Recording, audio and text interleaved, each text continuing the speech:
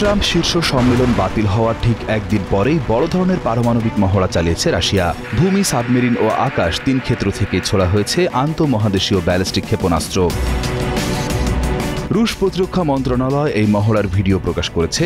ফুটেজে দেখা যায় রাশিয়ার প্লেসেটস্ক কসমোড্রোম থেকে উৎক্ষেপণ করা হচ্ছে ভূমি থেকে ছোড়া ইয়ার্স কন্টিনেন্টাল ব্যালিস্টিক মিসাইল।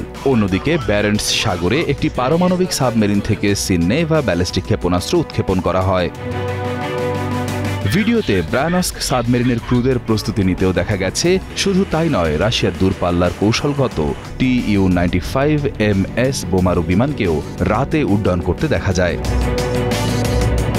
ক্রেমলিনের প্রকাশ করা ভিডিওতে দেখা যায় জেনারেল স্টাফের প্রধান ভ্যালোরি গেরাসিমভ প্রেসিডেন্ট পুতিনের কাছে এই মহড়ার বিষয়ে রিপোর্ট করছেন। এই মহড়ায় এমন সব ক্ষেপণাস্ত্রের অন্তর্ভুক্তি ছিল যা যুক্তরাষ্ট্রে আঘাত হানতে সক্ষম। ইউক্রেন যুদ্ধের গুরুত্বপূর্ণ মুহূর্তে পুতিন প্রায়শই কিয়েভ এবং তার পশ্চিমা মিত্রদের সতর্ক সংকেত হিসেবে রাশিয়ার পারমাণবিক শক্তির কথা মনে করিয়ে দেন। ন্যাটো চলতি মাসে পারমাণবিক প্রতিরোধ মহড়া চালিয়ে যাচ্ছে। এই পারমাণবিক মহড়া এমন এক সময় করা হলো যার ঠিক আগের দিন যুক্তরাষ্ট্র পুতিন ও ডোনাল্ড ট্রাম্পের মধ্যে দ্বিতীয় শীর্ষ সম্মেলনের পরিকল্পনা বাতিল করার ঘোষণা আসে।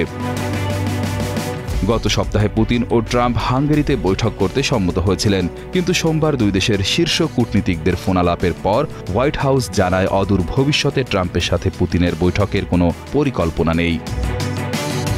ট্রাম্প বলেছেন তিনি এমন কোনো বৈঠক করতে চান না যা নিষ্ফল হয়। যদিও ক্রেমলিনের মুখপাত্র দিমিত্রি পেসকভ জানিয়েছেন শীর্ষ সম্মেলনের প্রস্তুতি অব্যাহত আছে, তবে এর জন্য সময় প্রয়োজন। রয়টার্সের ৩টি সূত্র জানিয়েছে এই শান্তি চুক্তিতে পৌঁছানোর জন্য রাশিয়া তার পুরনো শর্তগুলোকেই যুক্তরাষ্ট্রের কাছে পুনর্ব্যক্ত করার পর এই বিলম্ব ঘটল। শর্তের মধ্যে রয়েছে ইউক্রেনকে দক্ষিণ পূর্ব ডনবাস অঞ্চলের পুরো নিয়ন্ত্রণ ছেড়ে দিতে হবে। এই শর্তটি ট্রাম্পের গত সপ্তাহের বক্তব্যের পরিপন্থী, যেখানে তিনি উভয় পক্ষকে বর্তমান ফ্রন্ট লাইনে থেমে যাওয়ার কথা বলেছিলেন। যদিও রুশ উপপররাষ্ট্রমন্ত্রী সের্গেই রিয়াবকভ এই প্রতিবেদনটি নিশ্চিত করেননি, তবে তিনি জোর দিয়ে বলেছেন যে সম্মেলনের প্রস্তুতি চলছে। পুতিন ট্রাম্প বৈঠক বিলম্বিত হওয়ার খবরে ইউরোপীয় প্রতিরক্ষা সংস্থাগুলোর শেয়ারের দাম বেড়েছে। ইউক্রেন জানিয়েছে রাশিয়ার সর্বশেষ হামলার ফলে দেশের বেশিরভাগ অঞ্চলে জরুরি বিদ্যুৎ বিভ্রাট দেখা দিয়েছে।